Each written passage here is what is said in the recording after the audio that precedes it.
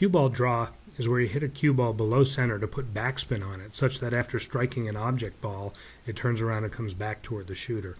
This is an essential skill in all cue sport games for position play, but its appeal really goes beyond that. Like sticking your fingers in your mouth and whistling, this is one of those skills that has far more people that wish they had it than actually have it. And because so many people can't do it, there's a lot of lore about exactly what it takes in terms of a pool stroke to get good draw.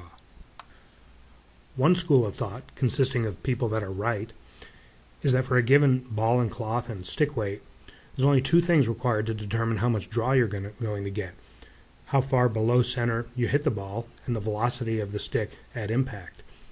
Such a simple assertion, though, if made in pool halls across the country, would generate the same incredulous response. It seems there's a mountain of evidence against such a simple view, and you will actually hear more specific complaints.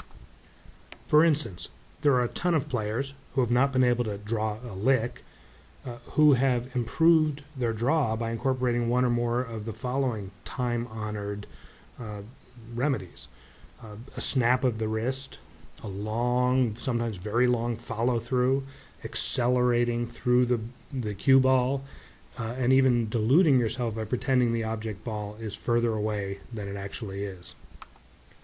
And besides, if the secret to getting good draw is just hitting low, wouldn't you expect weak players to get monster draw just by accident?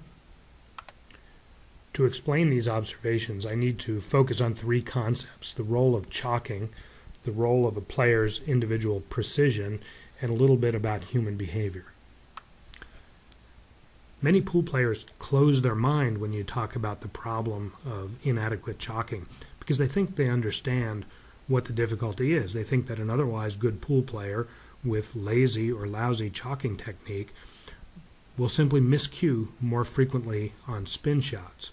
But this view really misses the major problem. The problem of inadequate chalking is far more insidious than this. To explain it, let me start by showing you this cue ball here and giving you the idea of what I call a theoretical miscue limit. This is how far out on the cue ball, hypothetically, that you can hit with 95% confidence that a miscue will not occur if the chalk is as well chalked every time as possible. No real player can hit at the theoretical miscue limit and actually avoid miscuing 95% of the time.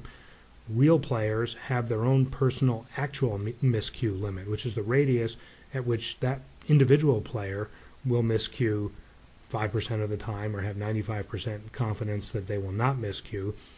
So shown in blue here is the actual miscue limit for a good, careful chalker, say many professional players, and shown in orange is the actual miscue limit for maybe a typical amateur player or a lazy chalker, someone who chalks maybe on most shots but not all and looks at the tip some of the times but not others.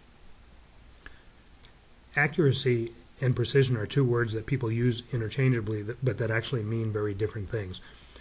Shown here, the red star is the intended contact point of the tip on the cue ball, and the black dots are, after 7 or 8 tries, 7 or 8 actual contact points. The center of those black dots is the green star here, so that's what I call the actual contact point. This person has an accuracy problem. That is, they consistently put some right spin on the cue ball when they don't mean to, and they consistently do not hit as low as they intend to. This accuracy problem comes from a stroke problem and can be fixed by good instruction. This person's precision is essentially the scatter of the black dots around the green star. This person's precision is actually pretty good. This person has the same intended contact point, the same red star, and the same actual aim point, the green star, and so it actually has the same accuracy problem. But this is a much newer player, a much less experienced player, and this player has a much worse precision. That is, a much greater scatter about the actual aim point. Here's a sad fact. A player may not have an actual aim point at his actual miscue limit. That's what's happening on the left. And if you actually aim to your miscue limit, then you will miscue about half of the time. You actually have to have an aim point or an aim limit that is inside your actual miscue limit by amount characteristic of the scatter or characteristic of your precision. A further sad fact is that a lazy chalker not only has a smaller actual miscue limit than a good chalker or than a typical professional player, but his aim limit is actually much smaller than that of a pro because of this precision problem. So in summary, inside the theoretical miscue limit, every player has an actual miscue limit that incorporates statistically their chalking habits, and inside of that, the dashed circle here is that person's actual aim limit. So the green star, or the actual aim, must be inside this small circle to avoid a reasonable chance of miscue. Humans are remarkably adaptive creatures. Put us in the water, we'll figure out how to swim. Put us on a boat, we'll figure out how to fish. Give us a actual aim limit of this dashed line, we'll put the tip at that blue spot, that blue star, and we'll figure out how to make the tip actually hit within that circle. To do that, we actually develop swoops in the stroke. So if you put a lot of left English and you're a player with this actual aim limit, you're going to learn to move the stick in such a way that the actual place where the tip hits is the center of it is inside that circle. And so we develop all sorts of stroke flaws to compensate.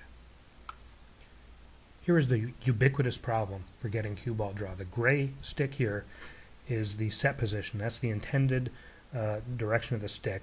The lighter colored stick is where it actually hits the cue ball, and all of this change happens on the final forward stroke. And what we do is pivot about our shoulder, so-called dropping the elbow, so that the rear of the stick goes down, which makes the front of the stick go up, pivoting about the fulcrum there, which is our bridge hand. This is incredibly common, and most players, if you tell them that they're doing this, if you tell them that they're actually striking the cue ball higher than they think, they will not believe you, and they will be willing to bet you. Well, you should take that bet and then use a striped ball to show them where the chalk mark comes onto the ball. Here's a quick fix. Without fixing the stroke problem, you can move the fulcrum further up, that is, go to a short bridge, and that way even if you do drop the rear end of the stick, the tip can only move so much and you'll hit the ball closer to where you intend. Well, how or why does a wrist snap help with this problem? Well, the above picture here is what I just described. It's the back of the stick going down with the elbow dropping, making the tip go up. The picture below that is what happens when you snap the wrist. Any motion about the wrist axis, and the back of the stick goes up a little bit more, making the tip go down. You put these two together with just the right timing, and you can actually hit the cue ball maybe a little bit closer to where you intended. How to follow through, accelerate through the ball, and pretend the ball is a few inches further away all seem to help. Well, the tip on the elbow dropping stroke follows the path of this red dashed line here as it raises up. If you do anything to tell people to focus on putting the tip toward the yellow arrow, then the tip will not rise up so fast and they'll actually hit the cue ball closer to where they intend. But at what cost? The problem with the red curve is that the elbow is dropping. What will the player do to get the tip to go more toward the yellow arrow? The bottom left shows the proper way to stroke with the upper arm fixed and just a pendulum motion about the fixed elbow. On the right, what you see is the person pivoting about the shoulder, which incorporates dropping of the rear part of the cue. Now, how is a player going to compensate when they're focusing on driving the tip into the cloth 20 inches in front of the cue? They can raise the rear hand in any of a number of ways. You could pivot about your knees or waist and jump up. You can shrug your shoulder up, or you can stop the elbow dropping.